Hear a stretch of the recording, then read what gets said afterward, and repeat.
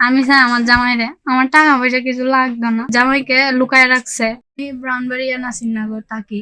আমাকে যখন ও বলছে যে ও আমাকে বিয়ে করবে, আমি সেজন্য ওকে বিয়ে করবার জন্য চট্টগ্রাম আসছি। এখন ও আমাকে 15 দিন আমার সাথে থাইকা, আমাদের কোর্ট অফিসে বিয়ে হয়েছে, কাজী অফিসে আর কি।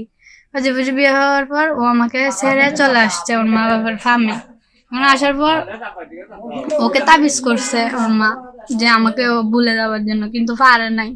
ও লাস্টে ওকে তাবিজ করছে, বলে ওর নাকে বলে কি শুঙ্গাইছে, শুঙ্গানোর পর ও ও আমাকে কিন্তু মনে আছে, কিন্তু ও আমার কাছে যাইতে পারে না, ডর দেখাইছে যদি যা আমার কাছে তাহলে ওর মা ওর বাসায় ফাঁসি খাইয়া মরে যাবো গা।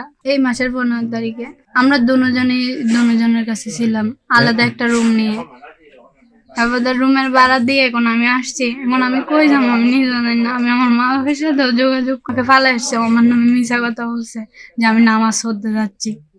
নামাজ পড়তে যায় আর ও আসে নাই। ওকে আমি অনেক করছি, আমার টাকা নিয়েও চলে আসছে।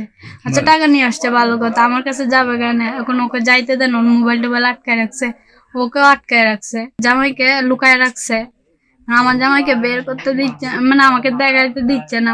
একজনকে বলছি যে আমার আমি ওর ওকিফ আলীর বউ বলতেছে যে, তারপর ওর মাকে যায় বলছে, ওর মাকে যায় বলার পর এই ওকে লুকাই ফেলছে, ওদের ঘরের দরজা টরজা সব বন্ধ করে দিছে। আমি চাই আমার জামাইরে আমার টাকা পয়সা কিছু লাগতো না, আমার জামাইরে যেভাবে হোক সবাই দিয়ে নেন। আমি আমার জামাইয়ের সাথে থাকতে চাই, তাহলে ওর গোলাম হয়ে থাকবো আমি। আমি আর যাওয়ার কোথাও নাই, আমাকে কেউ নিবে না। আমি ওর জন্য কালারিং হয়ে গেছি গা। আমি আমার জামাইকে চাই।